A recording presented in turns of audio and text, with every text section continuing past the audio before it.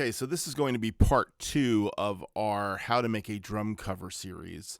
This is going to be how I set up a Logic Pro X session.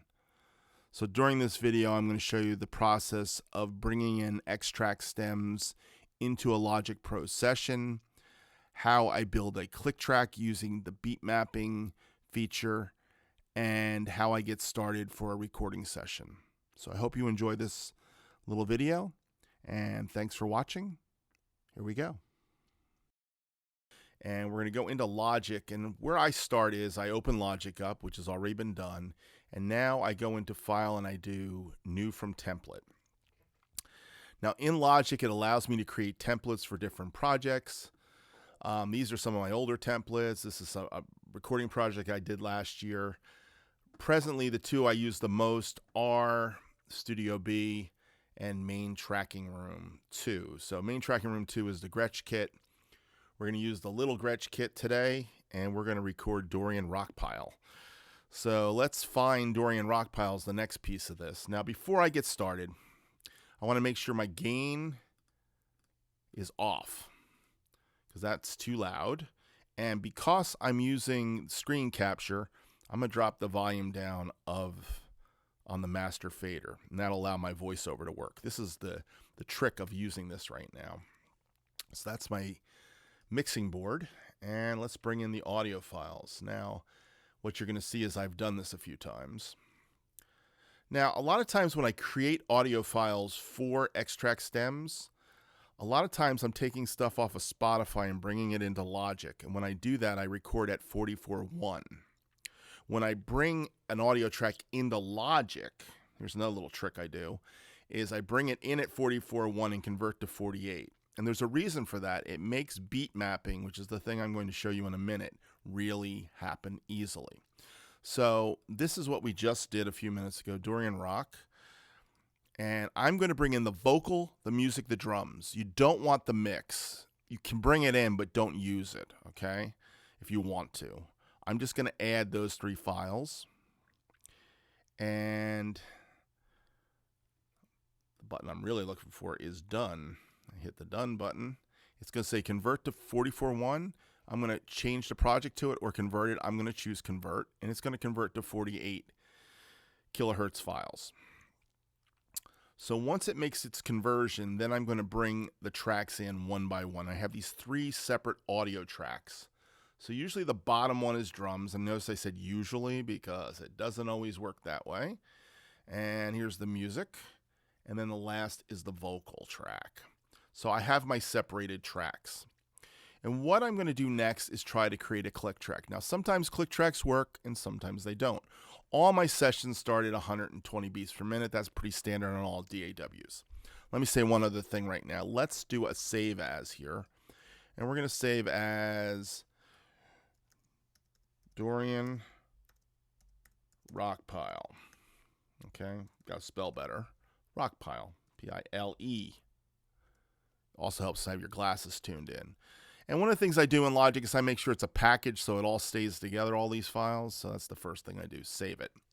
Now, down up here in the arranging folder, okay, that's what this is, arrangements, markers, signatures, tempos. If you right click on it and you hit beat mapping, it brings up one more feature, and we're going to beat map the drum track. So beat mapping, beats from regions, and we're going to go quarter note. And it's going to now scan it, analyze the transients, and create basically it's going to create the bars of the song. So you're going to have a grid to work off of if you want to. But you're going to find out real quickly that it may not work real well. So let's see how this worked.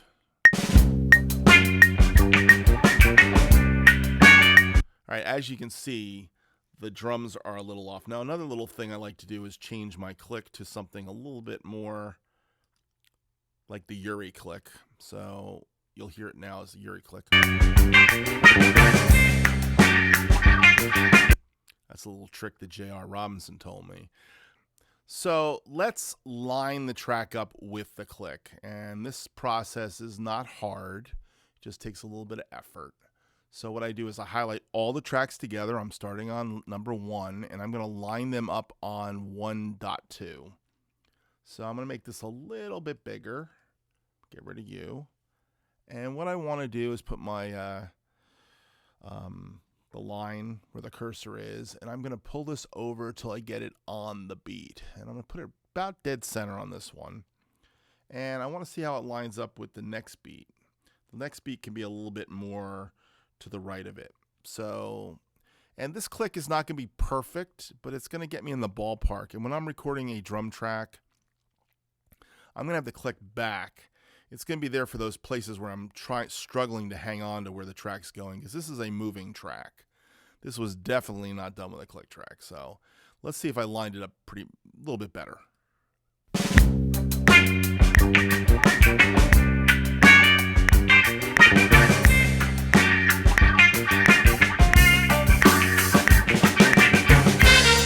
All right, so it's not bad.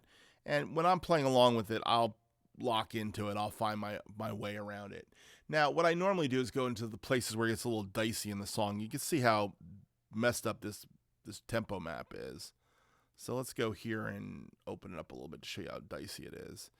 It keeps moving between 92.1 to 89 point.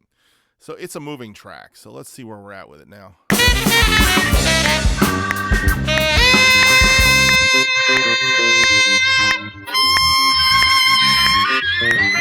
This is going to be interesting to play along to. It's a little off here. I think it comes back in now. I think it kind of like almost added a beat here. Alright, well, I might get a little lost on this one. Who knows? But that's how you build a click track. Some songs are easier and better than others, and some are worse. Now, if you noticed, all I did was mute the track to get rid of the drum track. So when I'm going to record this, what I'm going to do is I'm going to highlight one of the tracks, and I'm going to hit record. And this highlights the tracks I'm going to use. So let me show you this too. I have these particular channels, 8 channels, grouped together. All of the input assignments are set up based on my board and my preamps.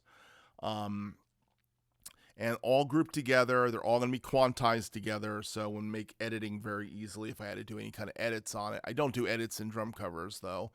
Not really. Very rarely do I do an edit in a drum cover. But anyhow, that's how I set it up. Next thing for me to do is record the drum track. So hopefully you got my process a little bit. You see what I'm doing. And hopefully this gives you a little bit of how to set up a project in a DAW.